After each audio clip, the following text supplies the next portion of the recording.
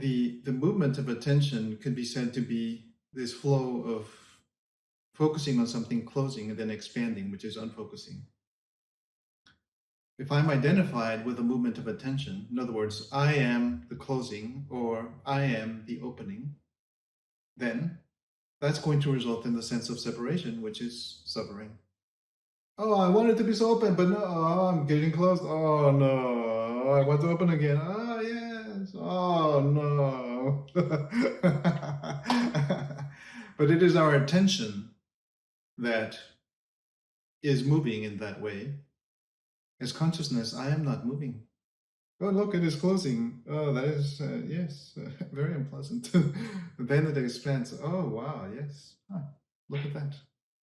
I am not expanding or contracting. I am simply the space within which the contraction and the expansion take place. I am not expanding and contracting. I am not moving. I am witnessing it. Thank you. Good distinction. Thank you.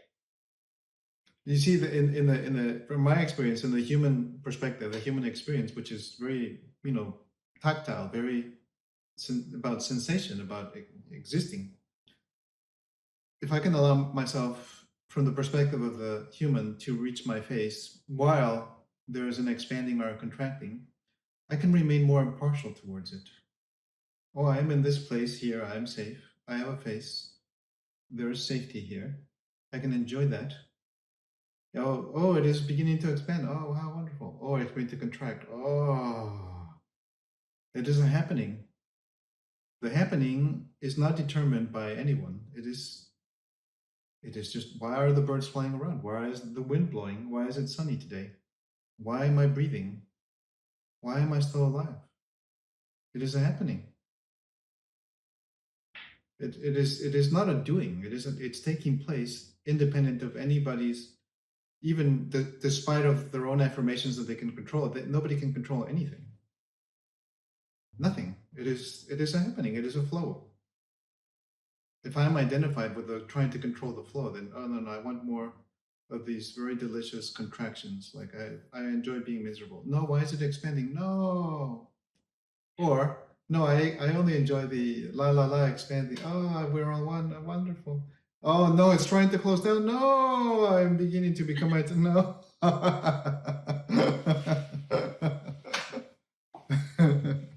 was feeling all kind of on a high from yesterday's, just feeling really aware and present and very aware of my face. And then it felt like absolute chaos this morning. Sassy, a lady that I live with, was walking the goats, and the goats were walking by me, and they were trying to eat my stuff, and I was like, focus on the workout. And it just felt like absolute chaos. So I had this question coming into our meeting, like, how do I guess I keep thinking of the word bridge. Like, is it possible to create a bridge between these moments of absolute awareness and love and expansion, openness, and then the moments of contraction, the moments of, why is this happening? The goats are trying to eat my purse, and I'm just trying to stay focused. Like, how do we, is there a way to create not such a polarized experience? Is it necessary to create not such a polarized experience? I don't know. And it's so beautiful to hear all of you speaking, because everything you're saying completely relates to what I've been experiencing today. And like, I love that. I don't really know what my question is, but I think the passion fruit analogy is just so perfect for that. I'm noticing now as I'm speaking, I need to listen more.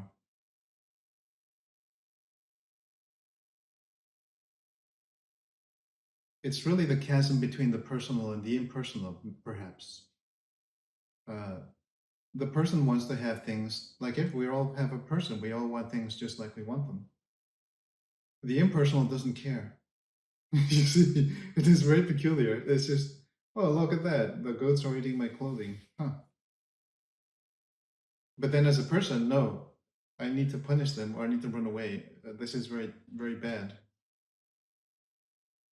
So, in my experience, the only way to make that bridge is to simultaneously experience both. You see, like it's not it's a trick to, oh yeah, the engineer says this bridge is going to cost you 300 trillion. It's very large. You'll have to pay it through the nose. It's going to take decades. So get ready. You got to organize everything. But then there's a little guy there and this is like, oh, that engineer is crazy. I have devised a technique where you just bring the mountains together. It's very simple. There's a big chasm. It's very, you just snap your fingers and they're right there. You just walk, just like, just a little jump and you're right there. So that is the real engineer of our experience, where I stop pretending to be a person. I mean, of course, we will be persons, we will have personal preferences. I'd rather that the goats did not eat my clothing or whatever. I will prefer that. But if they begin to eat it, then, oh, I will accept it. This is the happening right now. It is what brings the mountains together, that bridges the gap, is to accept my experience impartially as it is. Oh, I have a wonderful oceanic experience of being one with everything and myself, and it's just incredible. And then, oh, what is this I'm feeling? Oh, the goat just ate my sock. You see, but then they're not exclusive. That is the world of duality. What makes it duality is preference, an intense preference, which actually becomes hatred. I hate that goat. Why did he take my sock? I need it. Oh, it happened. Maybe I will have to do without socks, or maybe I'll just get another sock and put it on. Is not getting tricked into becoming small and greasy again.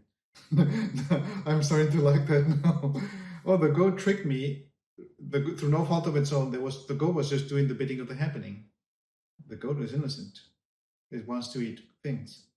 And then, oh, that will use that as an excuse to make myself very small and tight and greasy now, and dark. Why? I can still remain. The goat also is part of the oneness, right? The goat is innocent, just as I am innocent. So it is simply through repeated experience of the one and the other. That is really, in a sense, from listening over many, many years, that must be why we are here right now. So that we can all enjoy the experience of our true nature, which is openness, expansiveness, lightness, emptiness, and simultaneously, oh, I'm becoming identified with becoming very small and greasy. The goat didn't like me. So we bring them together, you see? And the way we bring them together is in our face. Like it goes from the body into the face. It's like, yes, that is how it is. It is not, oh, don't trouble me with that reality of the things that I need to face, That is a very dualistic perspective. It is a very, you could say, materialistic perspective.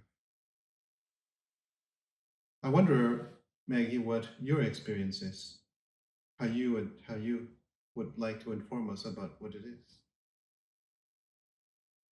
My experience in this moment, or Yes. in the moment in the goat era? The goat era can be here with us right now. We can relish it and bring it back and enjoy it. Okay. When I'm hearing your words, I find myself going to that place again of just being, and not really being partial anymore and not really having a preference. And that's very spacious and very delicious, like you've been saying. I like that. Yeah, it's a very delicious experience to just be. I think that part that you said about preference, that really is sticking with me. And I think that is one of the keys in those moments when I find myself resisting what's happening, is just letting go of a preference towards one thing or another. Also, simultaneously, I can allow myself to have a face and actually perhaps even hate the goat or hate whoever the goat owner is, and really allow myself to really fully be closed in my face. You see? Because then this endlessness, intelligence that we are, somehow it's brought to bear in my face, my human experience. So they meet. They meet. Oh, I absolutely hate this. I'm so closed, but I'm there to witness it, you see? Then, and only then, is there this bridging of the gap. That's where they come together. And now I'm, I don't mean to be religious or biblical, but that's where the crucifixion happens. I am crucified by, the vastness that I am, and also the smallness, the pettiness that I also am. I have a lot of hatred for that goat. How dare it bother me? You see, but then I fully allow myself to experience it while I remain in the background, knowing that I am not this. You see? Then I see it take place. Oh, I'm being really small and greasy and dark. Great. Then it's fully closed. But then that is the nature of our human experience. That it becomes totally closed, and then it begins to open immediately. I mean, that's just like what children do. They don't, oh, you took my car, I will punish you. And then they throw things at you or whatever. They become very upset. And because they are not controlled by any kind of, they haven't been punished yet enough, they allow themselves to have a full tantrum. And then you see it immediately, like 2 minutes later, they don't even know what happened. They're playing again and making jokes, wanting things from you, you know? But I am the same. Why cannot I allow myself to have a tantrum and yet witness it? Then I can fully understand what it means to to be loving with myself, to be patient, to be fully integrated, not some kind of a dualistic convenience machine, as apparently takes place a lot in our culture. Everything is a commodity. Everything can be very convenient. And, oh, it's delicious. Oh, yes. But to be open and loving means to be open and loving to everything, not just to what I like. If it's I like it, then I'm again very small and greasy and dark, and I'm hiding myself from my darkness.